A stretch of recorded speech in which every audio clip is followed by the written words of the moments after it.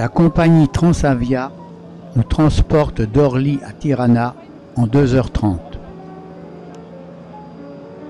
Notre périple débute à Shkodra, grande ville du Nord.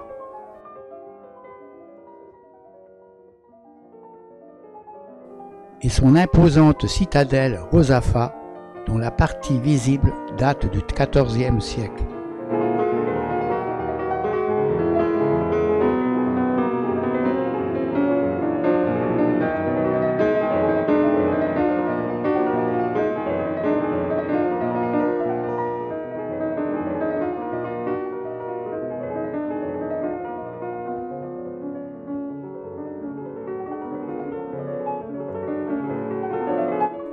De là-haut, belle vue sur le lac et la vallée.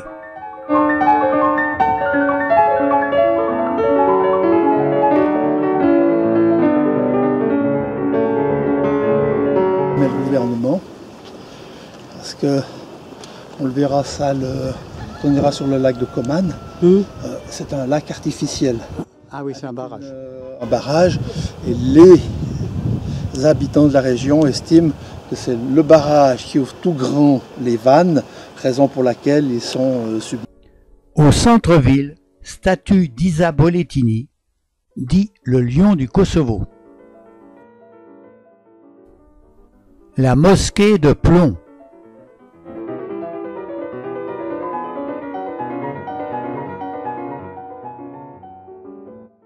Un réparateur de vélos.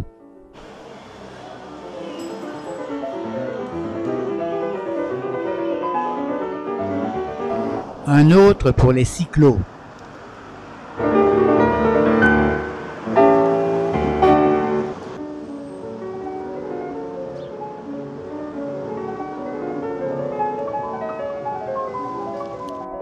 Les poubelles, même en ville, ne sont pas ramassées tous les jours.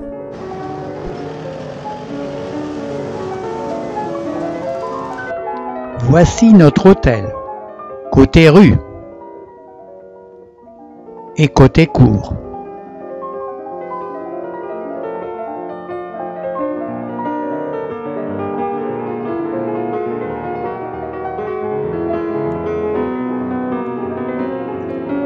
Voici le bus qui doit nous conduire dans la vallée de Sète.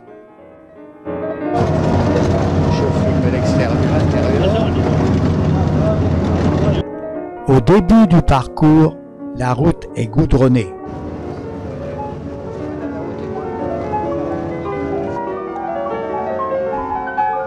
Nous rencontrons des chèvres, des moutons, Oh, dérange-toi. et même de courageux cyclistes.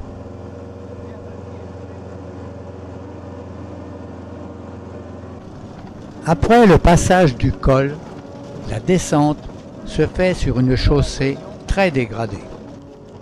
Les croisements sont parfois très délicats. Il faut parfois s'arrêter à cause des travaux. Route en travaux. Ah, il y a deux bus derrière. Nous croisons un imposant troupeau de moutons. Bélé. Ah bah il fait bélé, bélé, bélé, bélé. Oh le bouc, oh là là, le beau bouc. Non, c'est un bélier. Oh là là. Ah bah il y en a comme ça, combien? Merci. Il y en a un qui s'est arrêté là en contrebas pour vous casser la croûte un petit peu. Copé, copé.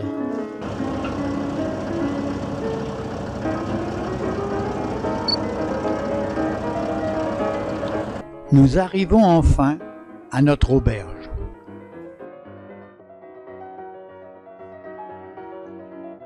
Et découvrons notre chambre.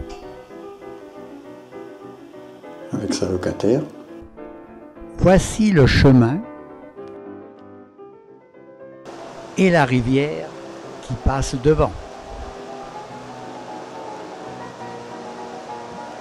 Un magnifique panneau invite les touristes à découvrir le parc. En début d'après-midi, nous partons pour une randonnée d'une dizaine de kilomètres qui doit nous conduire à une cascade. Nous rencontrons une femme qui garde ses chèvres. Traversons le village et observons l'église couverte en bois.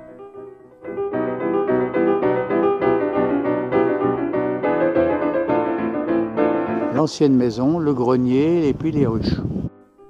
Puis quelques vieilles maisons.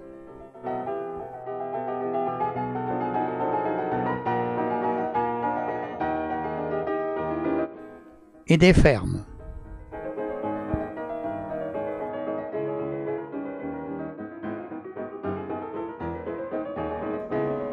Les haricots sèchent.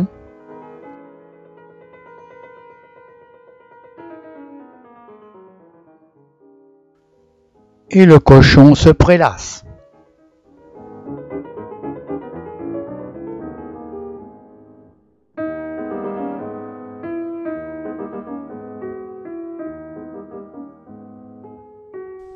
Nous approchons de la cascade. Le sentier est de plus en plus abrupt.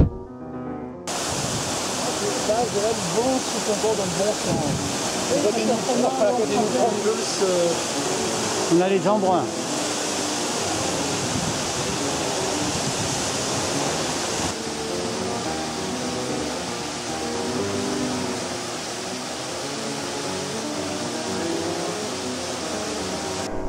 Le but est atteint et nous pouvons admirer cette belle œuvre de la nature.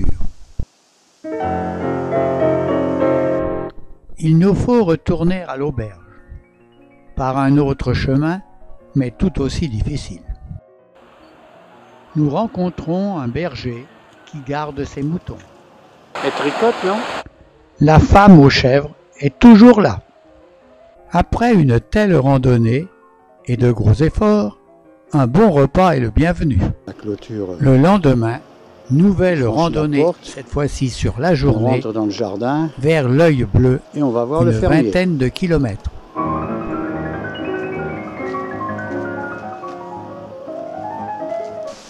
Passage dans un secteur où nous pouvons admirer le travail de l'érosion sur les rochers.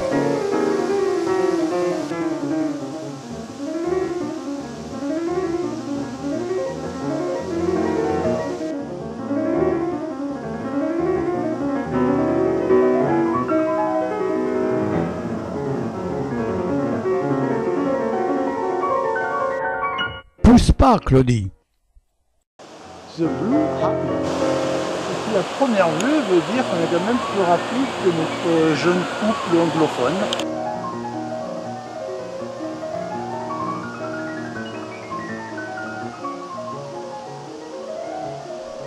L'accès au petit restaurant n'est pas des plus simples. Il y a les échelles après.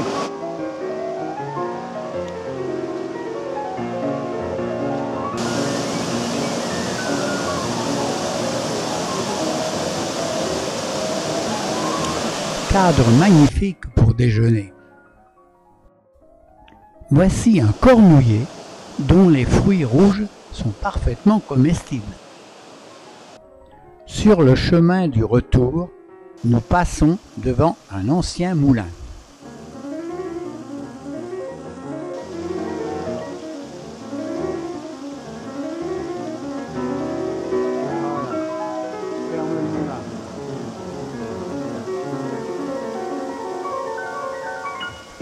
À l'intérieur, il y a toujours sa meule. À cet endroit, la rivière a creusé un profond et étroit canyon. La matinée du lendemain est consacrée à une petite randonnée dans un hameau au nord de cette.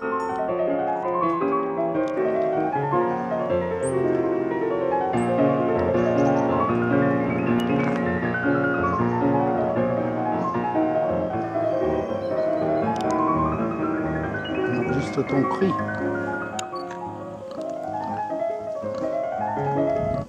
C'est l'occasion d'observer l'un des 170 000 bunkers installés sur le territoire pendant la dictature Oxda.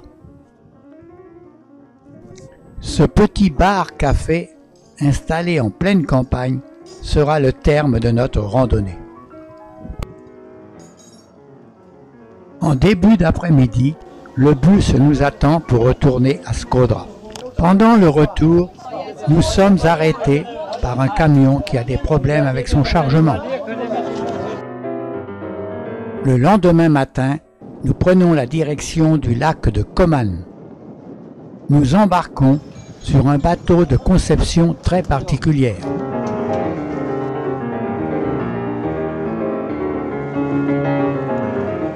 C'est la cabine d'un bus Setra posée sur une coque de bateau. L'intérieur, c'est vraiment spécial.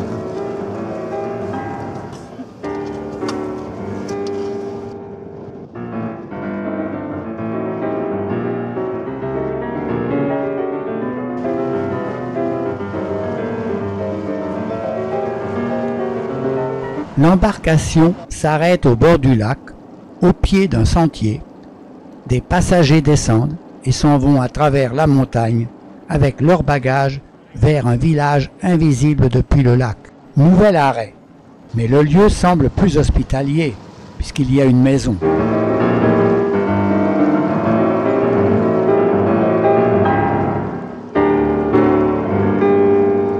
Cette partie du rivage, plus plane, est occupée par quelques maisons et des champs.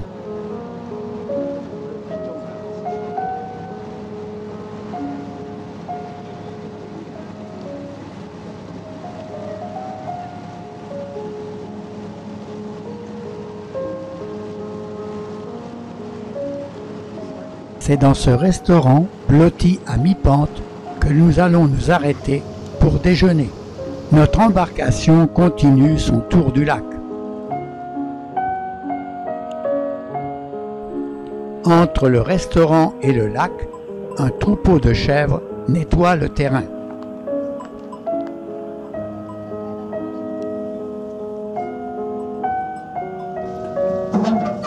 Ah ouais, oh, t'es à la technique.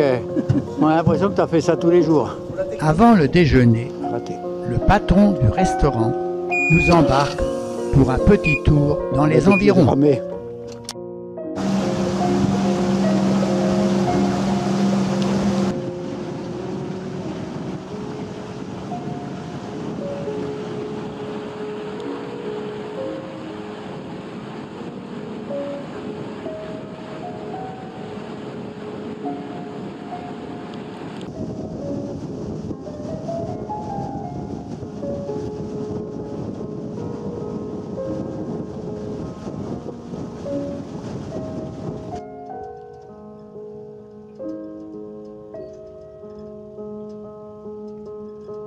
Ce qui est impressionnant, c'est qu'au pied d'une telle paroi, tu as quelqu'un qui attend justement le bateau. ah oui, oui.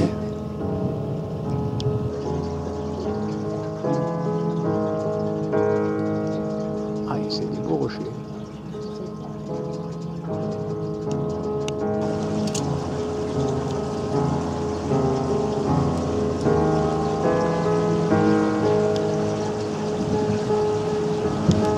Ça, c'est, je sais pas, des chips. Une truite chacun. Ah ouais? Oh. Ah oui, mais c'est non seulement une truite chacun, mais une côte de porc chacun. Oui. Oh là là, dis donc, et puis la nappe rouge. Bon, eh ben, Pour le c'est parfait. retour, nous allons utiliser le ferry.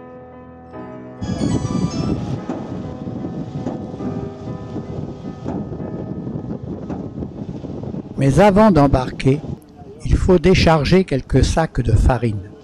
Et même notre guide s'y met. Pour la fin de notre périple, ce sera cette Mercedes qui nous transportera. Notre nuit se passera à Krouia.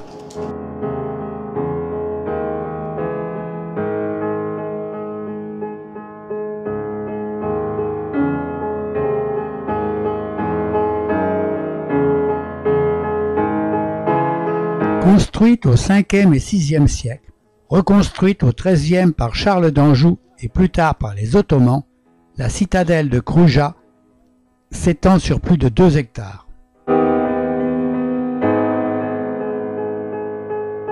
Cette citadelle accueille le musée Skanderberg, le héros national né dans cette ville.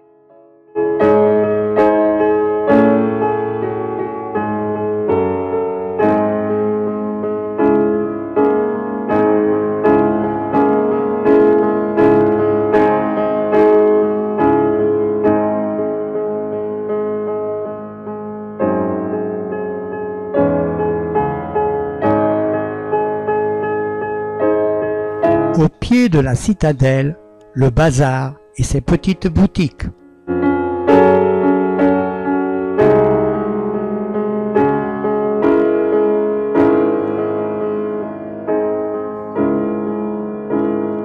Nous entrons dans la boutique d'un fabricant de chapeaux traditionnels albanais en feutre.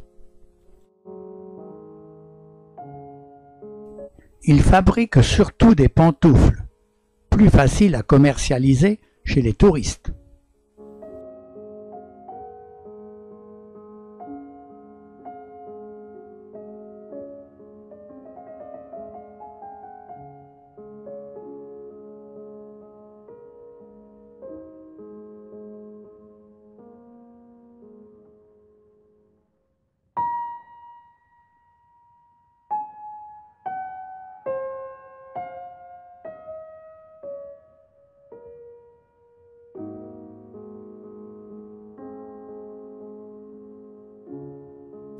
Voici les moules pour les chapeaux. En échange, tu veux ça de mon ami, il est beaucoup plus cher pour moi. Moi, j'avoue que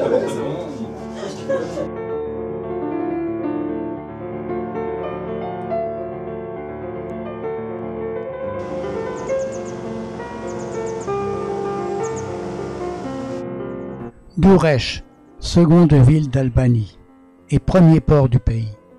Cette ville, habitée depuis 6000 ans, conserve des traces de son passé, comme les remparts et son amphithéâtre romain. Son musée archéologique conserve les traces de ce passé.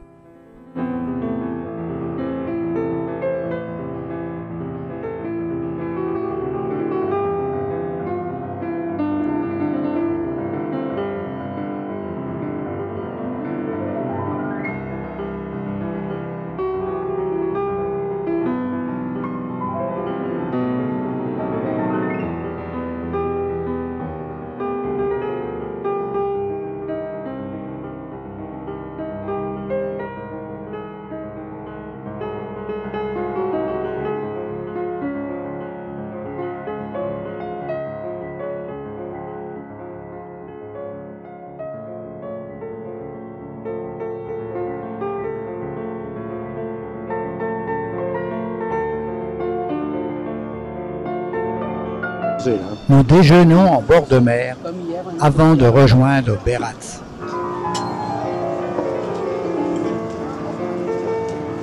Il reste plus grand chose en fait.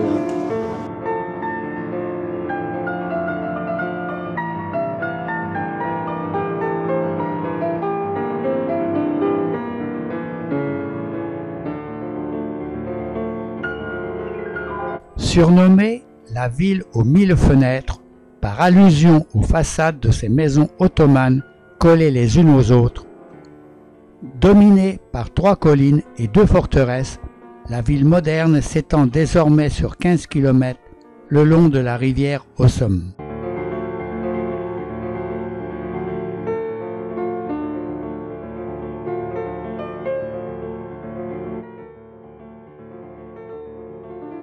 Ce bâtiment, construit pour abriter l'université, est maintenant un hôtel 5 étoiles. La place principale est sa cathédrale orthodoxe.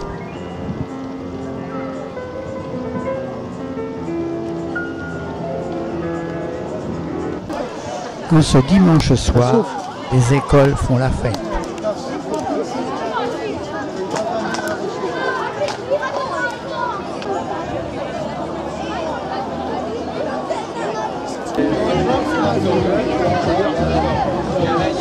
Voilà, ben, ils boivent de l'alcool là.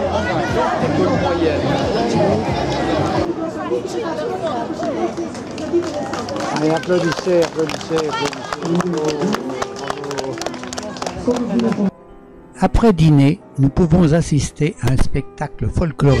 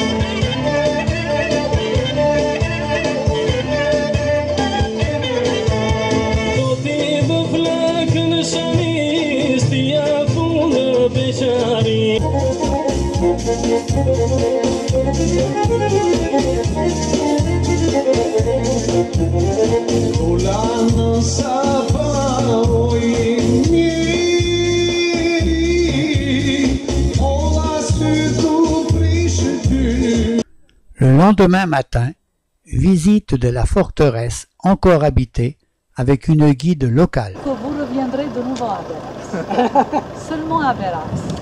Il va falloir qu'on se presse parce que ne reste plus moins d'un.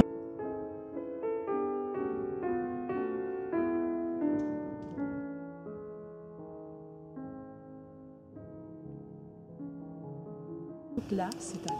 On peut dire qu'au début, c'est pour ça que je dis, au début c'était une fortification pour avoir aux différentes époques, différentes...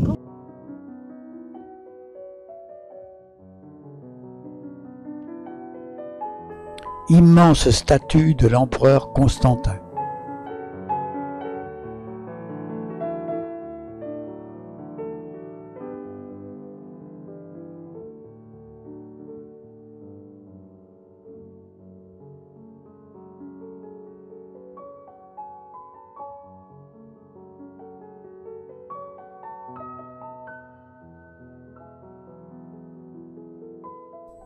À l'intérieur de cette citadelle, de nombreuses églises,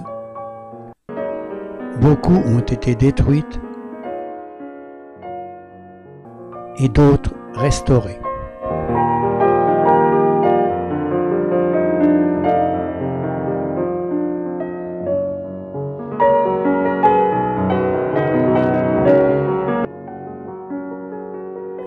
Les habitants avaient besoin d'eau, ce qui explique la présence de cette citerne.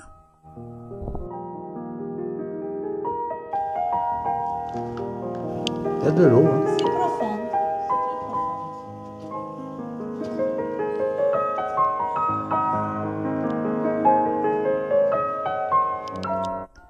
Nous voici à l'église Sainte-Marie, transformée en musée des icônes.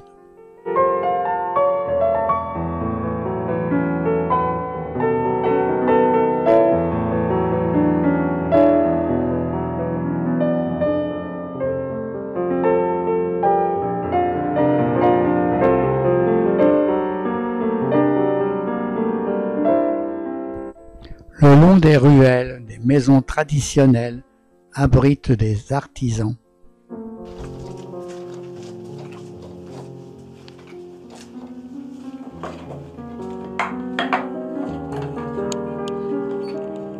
Ah ouais, mais c'est des palmiers.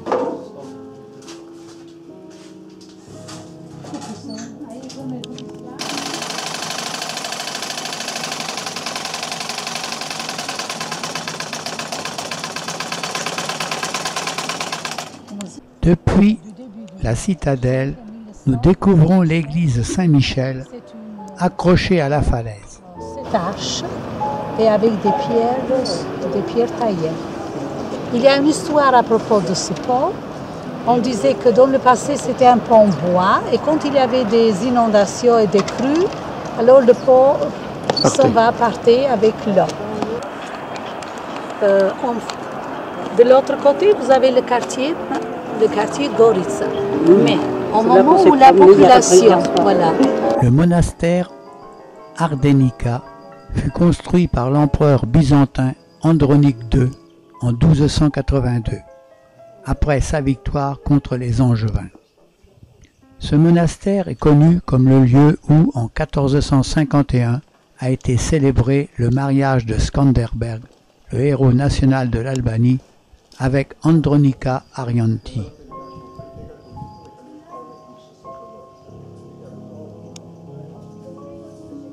Centre monumental et vous voyez le monument principal.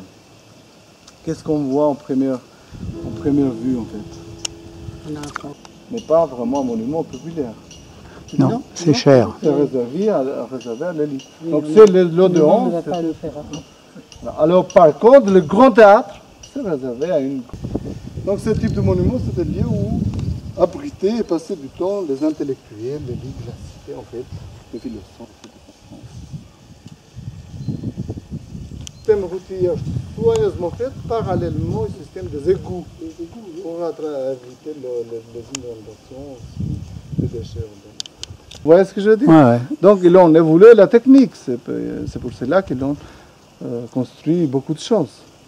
Donc le verre. Après la visite du site d'Apollonia avec un archéologue, nous nous rendons au On va musée. voir à l'intérieur le réfectoire, la salle de moines qui date de la même période. C'est l'église du XIIIe. Voici l'église de la Vierge Théotokos. Cette église byzantine a été érigée au XIIe siècle et remaniée au XIIIe et XIVe.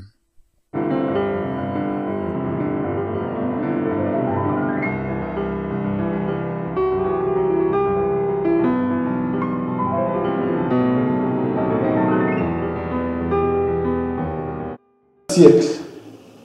Donc le monastère il est abandonné par les moines au XVIIIe siècle. Donc depuis cette date-là, les locaux sont occupés par les ruines. Avant d'arriver à Vlora, nous nous rendons à pied sur un îlot où se trouve un ancien monastère.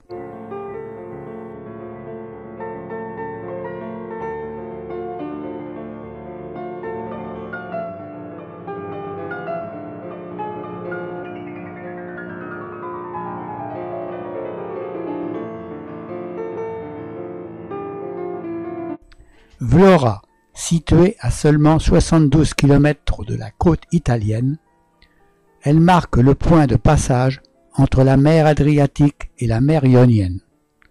Deuxième port après Durrës, Vlora fut la première capitale de l'Albanie de 1912 à 1914.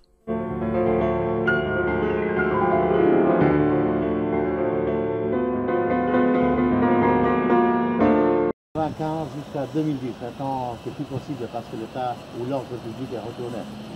Donc, après la chute du régime, on a eu un peu de chaos d'ordre public dans le cadre d'un pas respect de loi, un peu de corruption exagérée. Sur les hauteurs de Vlora, nous visitons un teke, lieu de rassemblement des Bektachis, une secte musulmane.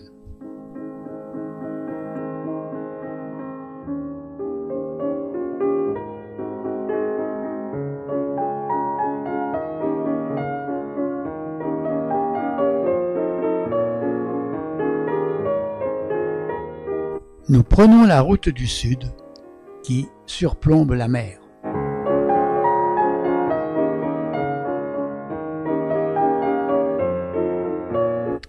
Nous nous arrêtons pour déguster un excellent yaourt au miel. Puis nous entreprenons une courte rando jusqu'au sommet de la colline, d'où nous découvrons la baie et la plaine où passa César venu combattre Pompée. Donc d'ici, lui, il est arrivé à Jules César, il est descendu là où c'est la lagune, vous voyez qu'il y a un morceau de terre? Oui. Oui, qui fait lagune. Et sur la lagune, c'était l'armée. Oublié, on n'a pas oublié. Jules César est descendu sur cette plage-là. Ah bon? Et à cheval, il est monté jusque là où on a vu le panorama. D'accord.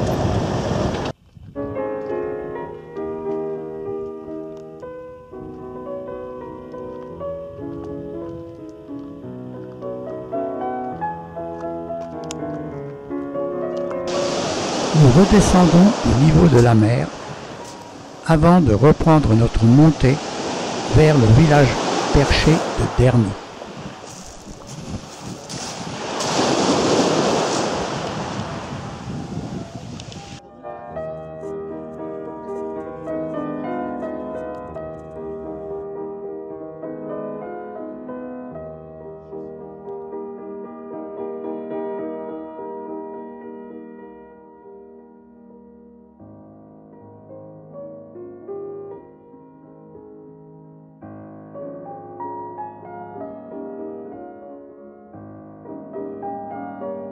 Parmi les 31 églises orthodoxes du village, celle de cet ancien monastère dédié à la Vierge mérite une visite.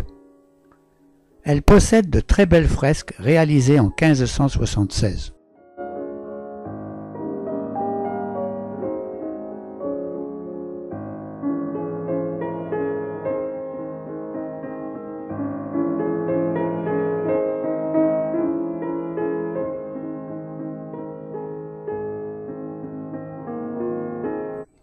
Avant de poser nos valises à l'hôtel d'Imare, nous grimpons jusqu'au village de Pilure.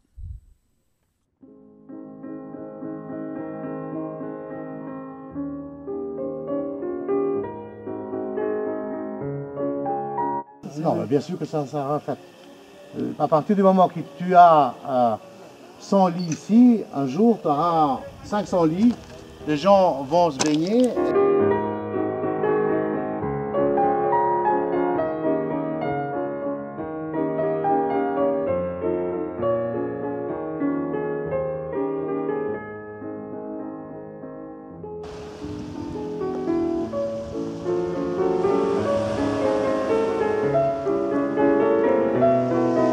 Le lendemain matin, nous continuons notre route vers le sud.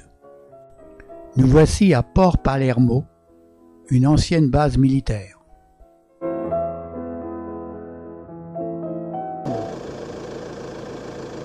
Ça, c'est le Porto Palermo communiste. Le Porto Palermo, c'est le nom de toute la zone ici, jusqu'à côté. Nous allons visiter l'ancien fort construit par Ali Pacha au XVIIIe siècle.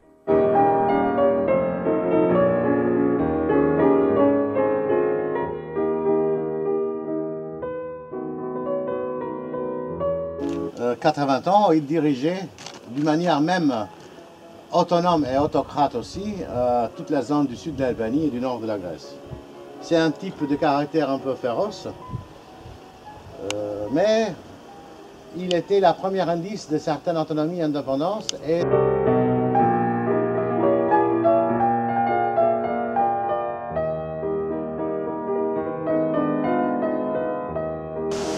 L'Albanie ne manque pas d'eau et de nombreuses sources sortent ainsi de la montagne.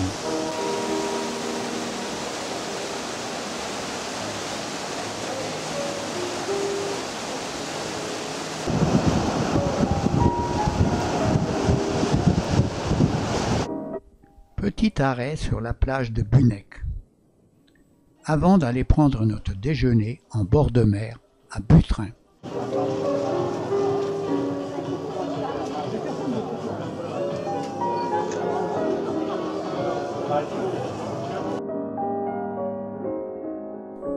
Le site archéologique de Butrin est situé au bord d'un canal entre un lac et la mer.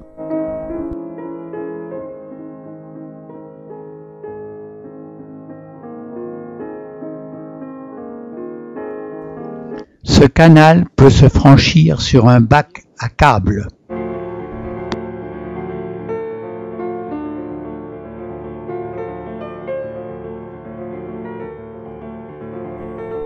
Cette tour vénitienne défendait l'entrée du canal.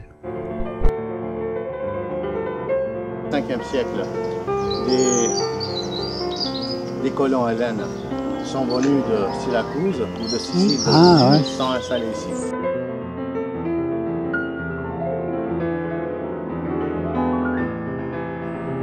Le théâtre d'origine grecque, puis rebâti par les Romains.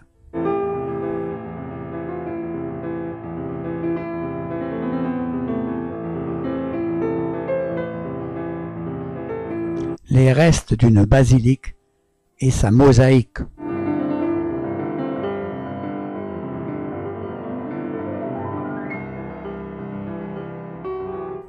Une porte de l'enceinte et un linteau avec la représentation d'un lion terrassant un taureau. Saranda, ville portuaire et cité balnéaire, située à l'extrême sud-ouest du pays, au bord de la mer Ionienne. Elle fait face à l'île grecque de Corfou, à laquelle elle est reliée par une liaison maritime.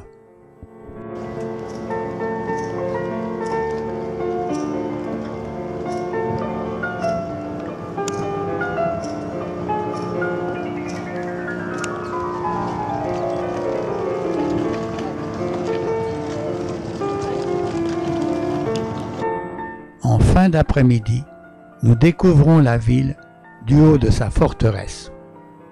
Mais le temps se couvre et l'orage s'annonce.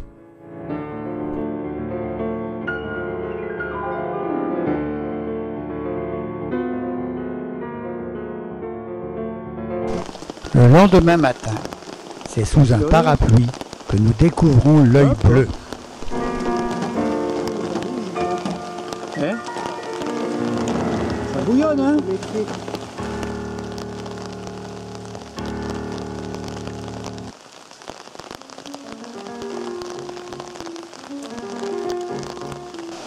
Imaginons ce site sous un beau soleil.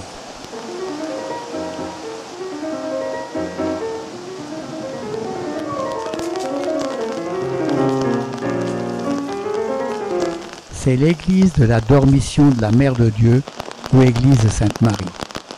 Ce lieu de culte orthodoxe constitue la plus ancienne église encore existante d'Albanie et peut-être la deuxième plus ancienne d'Europe après Sainte-Sophie de Constantinople. Ce bâtiment a été construit au VIe siècle sur ordre de l'empereur Justinien.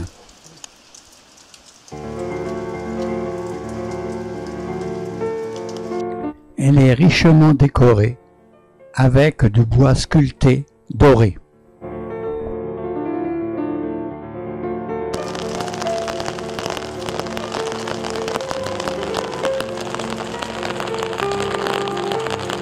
Cette intéressante visite terminée, nous rebroussons chemin et Irdi, notre chauffeur, nous conduit dans une ferme où nous sommes attendus pour le déjeuner chez l'habitant.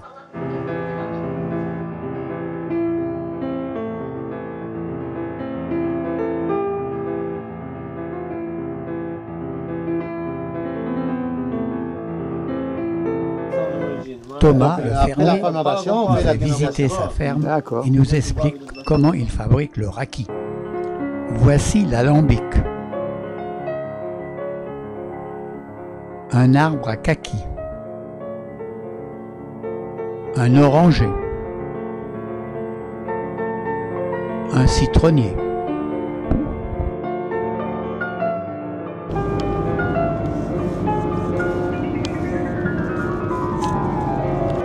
il ne pleut plus quand nous arrivons à Gjirokastër, dominé par sa citadelle. C'est à pied que nous y grimpons.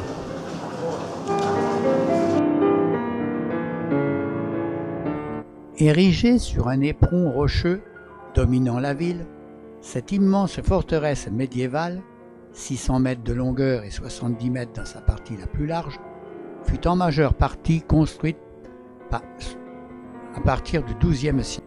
Dans la partie souterraine se trouvaient les anciens entrepôts et quartiers de la garnison.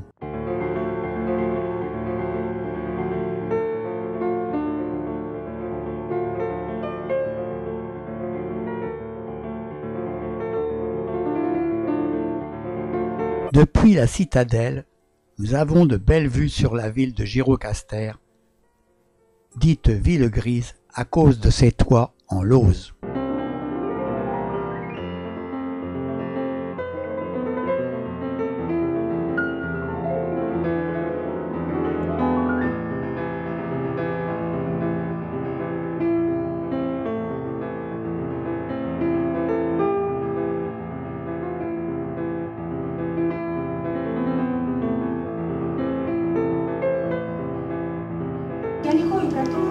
Ok, une demi-heure que le patron il vient. D'accord. Ok, tu veux demain. Descendus de la citadelle, nous allons visiter une maison ottomane située dans la vieille ville. C'est une très grande demeure du XVIIIe siècle, occupée par la même famille depuis 9 générations. Le propriétaire, qui parle français, conduit la visite. La famille cosmétique pour les filles, pour les femmes. Et ici, voilà la vaisselle pour manger. Ici, la vaisselle pour manger. Et ici, réserve. Petit magasin, macarons, on regarde la farine. Voilà, petite porte. Voilà pour nous les 6 toilettes. 6 toilettes. Et il n'y a pas de problème pour l'hygiène parce que canalisation de l'eau discipline. 1700 système de bastion, grand dépôt, capacité 130 mètres cubes d'eau. Oh, 130 tonnes. Vous pouvez rester longtemps. Secret de communication. Voilà. Ici est l'extérieur de mur. L'extérieur de maison, canalisation. Ici, collecteur toilette, système unique et l'extérieur d'une zone de canal importante, canal principal. Le soir, à l'hôtel, après le dîner, spectacle de danse.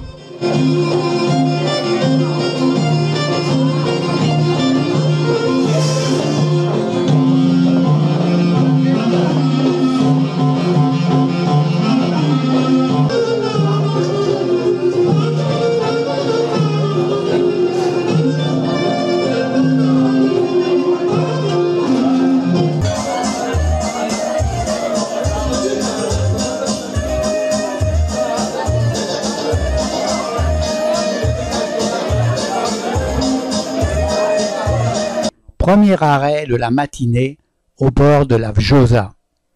Cette rivière qui vient de Grèce a creusé son lit dans la roche schisteuse en créant une érosion très curieuse. Second arrêt pour déguster des produits locaux. Fromage, yaourt, confiture de noix, sans oublier le petit verre de raki. La boutique de la ferme est installée dans un ancien bunker. Le bunker, c'est de l'époque de Duce, de 1930. Ah, Mussolini. Buon appetito.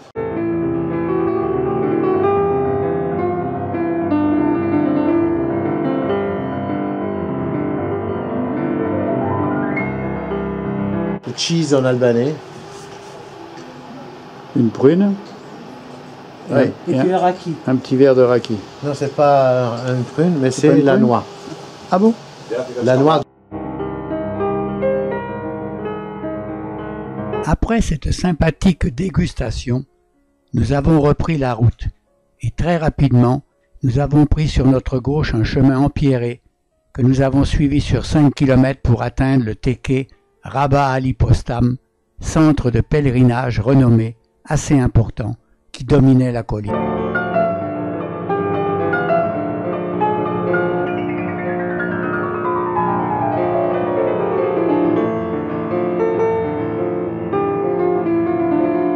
Une fois arrivés en haut, le gardien a refusé que nous puissions pénétrer dans la cour, car il ne laisse pas entrer les étrangers.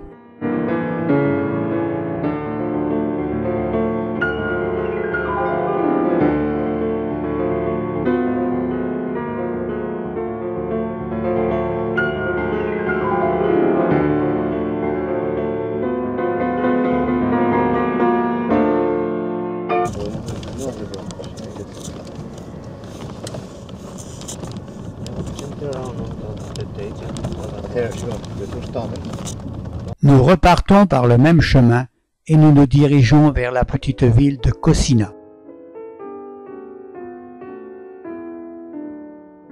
Ici, c'est l'église qui attire notre attention.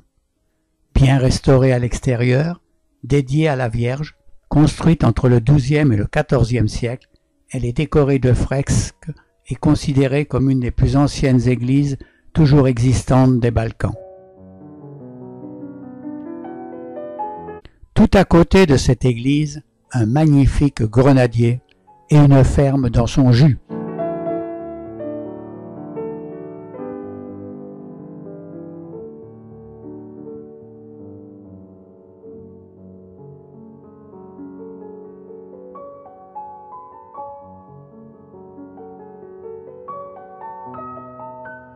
Après le déjeuner, nous continuons notre route pour atteindre des sources thermales. La rivière sort d'un canyon et est franchie par un pont ottoman.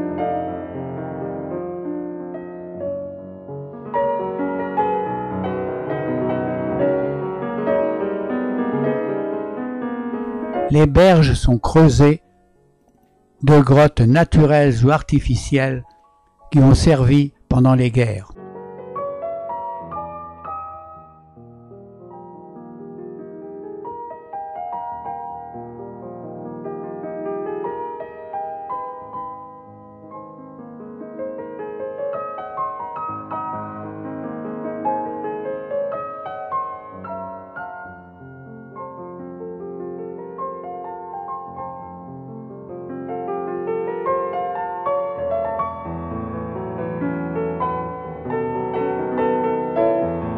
Nous arrivons à Permette où nous devons passer la nuit.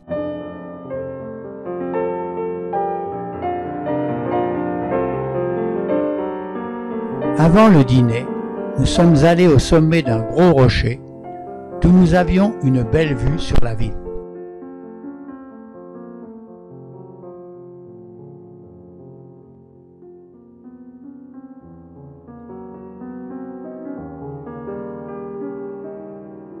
Dans le centre récemment restauré, il y a de larges avenues, de grandes places et de beaux immeubles. Mais à l'arrière, c'est nettement moins reluisant. On y trouve l'habitat typique de l'ère communiste.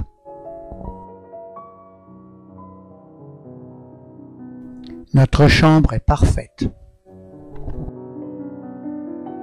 Le lendemain matin, nous suivons toujours la rivière Vjosa et nous nous arrêtons pour photographier un important troupeau de moutons et de chèvres, ainsi qu'un ancien pont suspendu qui, fort heureusement vu son état, n'est plus utilisé.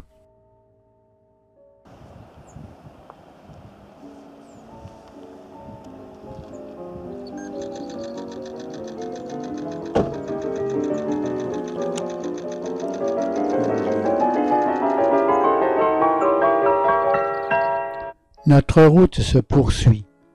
Nous remarquons que les collines sont plantées de vignes. Le chauffeur s'arrête et nous allons à la rencontre des villageois qui sont en train de vendanger.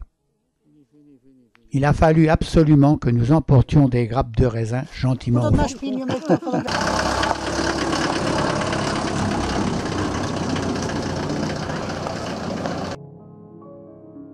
Pour déjeuner, nous nous arrêtons dans une ferme auberge qui élève des truites que nous allons avoir l'occasion de déguster pendant le repas. Truite avant de manger. Et le soleil.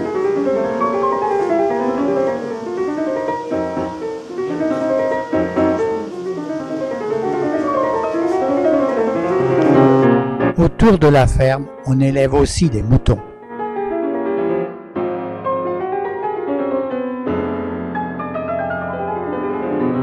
Sur le bord de la route, un immense monument à la gloire des partisans qui ont combattu contre les Allemands.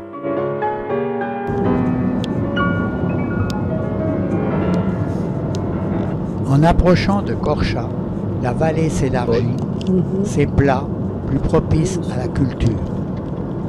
On ne produit pas de bananes seulement. Non. On a des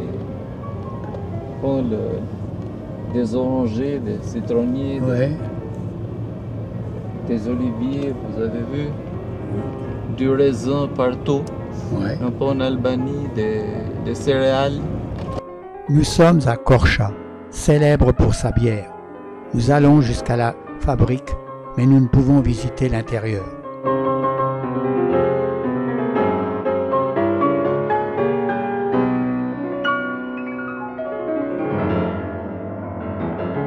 Ici, dans les toilettes, des fûts à bière servent d'urinoir. Même si nous ne pouvons visiter l'intérieur de l'usine, la direction nous offre cette chope de bière. Nous allons dans le centre de la ville pour visiter la cathédrale orthodoxe.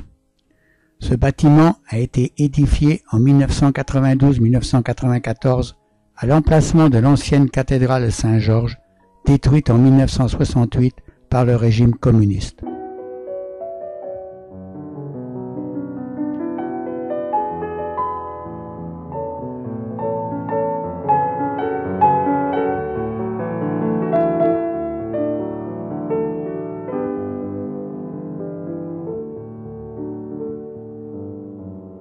Sur une autre place se trouve la mosquée et la tour de l'horloge.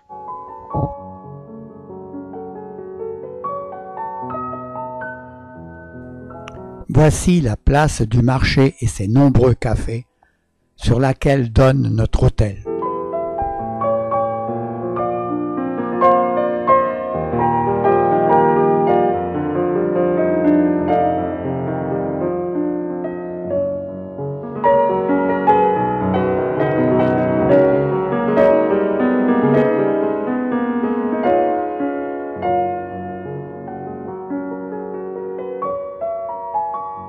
Le lendemain matin, nous commençons notre périple par la nécropole nationale de Korcha. Elle contient la dépouille de 640 soldats français morts en 1914-1918 en Albanie.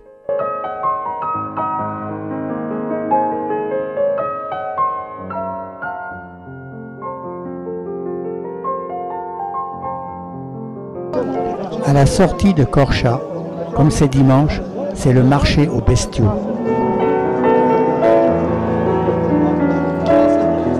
Et regarde si elle a du lait, tiens. Ah ouais. Ah.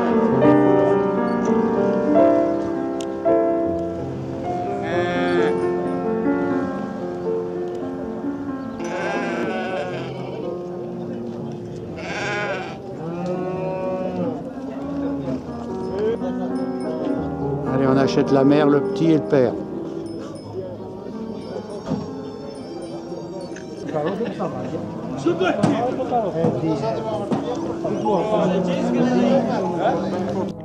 Nous arrivons à Voskopođa, réputé pour ses églises orthodoxes, ornées de fresques des grands peintres albanais. L'église Saint-Nicolas. De cette façon, nous pouvons entrer. Ah, d'accord. Parce que c'est dimanche aujourd'hui, le prêtre. La cathédrale Sainte-Marie, au monastère de la Dormition de la Vierge. C'était une grande école de peintres ici. C'est Nicolas et Caterina. Caterina ici. Les apôtres. La résurrection du Christ.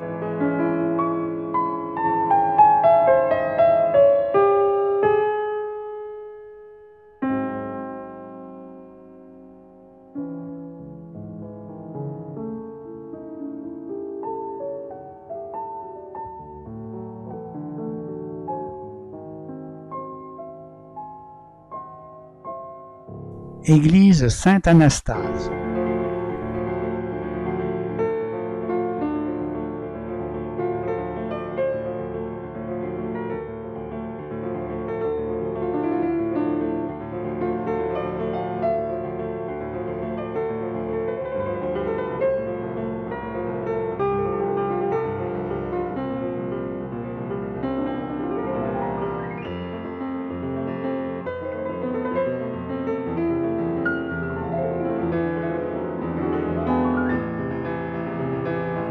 Le monastère Saint-Pondéomite, situé à 1320 mètres d'altitude dans un très bel environnement, aux abords d'une forêt de pins. Ce monastère orthodoxe date du XIIe siècle.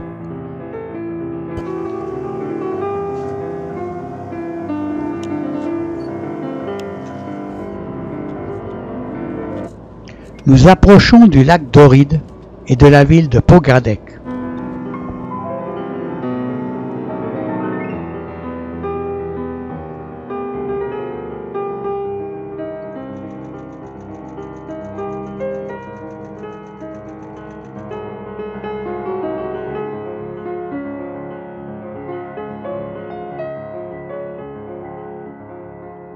Arrivés dans Pogradec, nous prenons une voie qui longe le lac jusqu'à l'ancien village de pêcheurs de Drilon.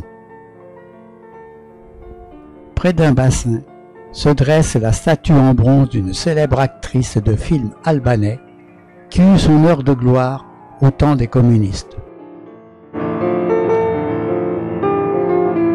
Puis, Irdi, notre chauffeur, nous dépose à proximité d'un immense parc, lieu de promenade dominicale privilégié des habitants du secteur.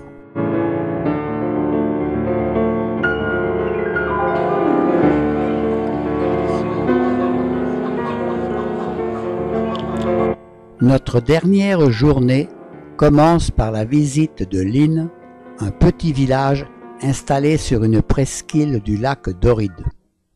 Les braves bêtes. Belle, toi. Des cloches. Le maïs. Ah, vas-y, vas-y.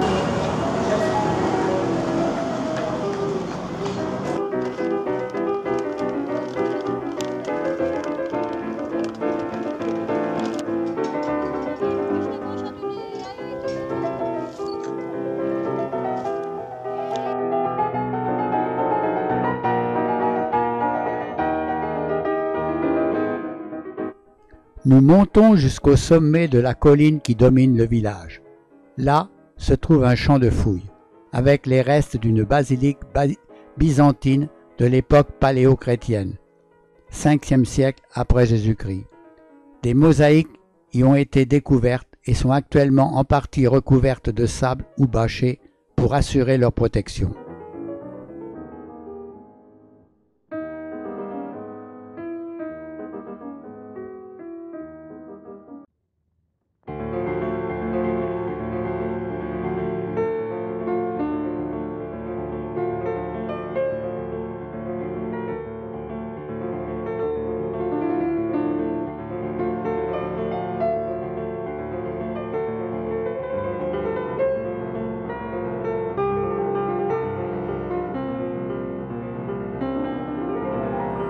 Elbasan est une des villes les plus importantes du centre de l'Albanie, avec ses 100 000 habitants.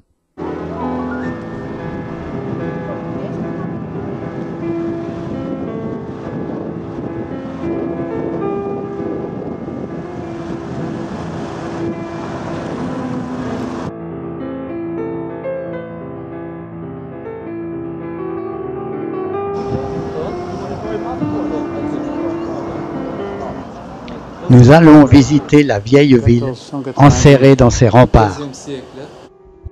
Voici sa mosquée, construite en 1492.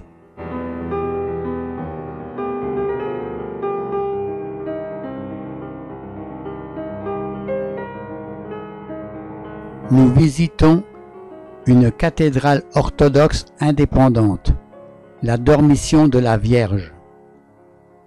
Le pape nous a gentiment reçus et fait l'historique de son édifice. Elle possède une iconostase monumentale et finement sculptée. Tout près des remparts, des fouilles actuelles sont en train de mettre à jour une basilique paléo-chrétienne.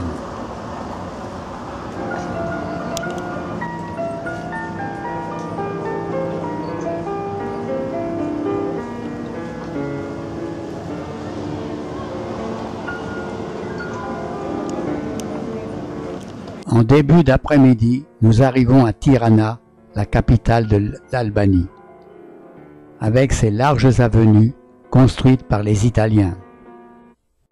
Voici la place Mère Teresa avec son nouveau stade en construction.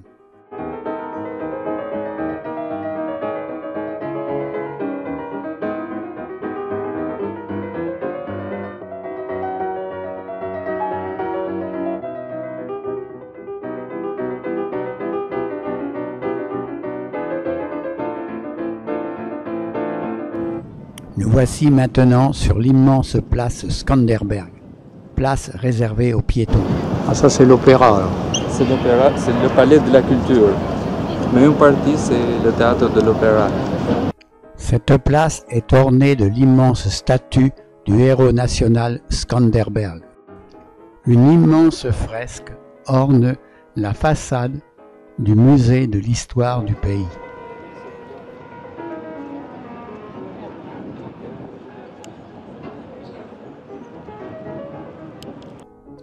Un reste de l'occupation ottomane, le pont des tanneurs. Pour faire nos derniers achats, nous allons au marché. On va pas mettre les bananes parce que les bananes c'est pas très albanais.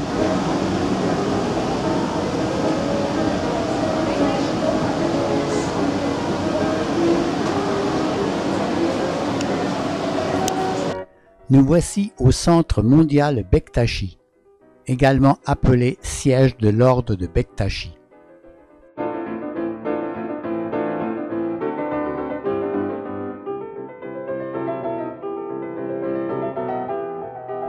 Le musée et la bibliothèque abritent l'histoire de cette secte religieuse qui pratique la tolérance et l'harmonie entre les autres religions depuis des siècles.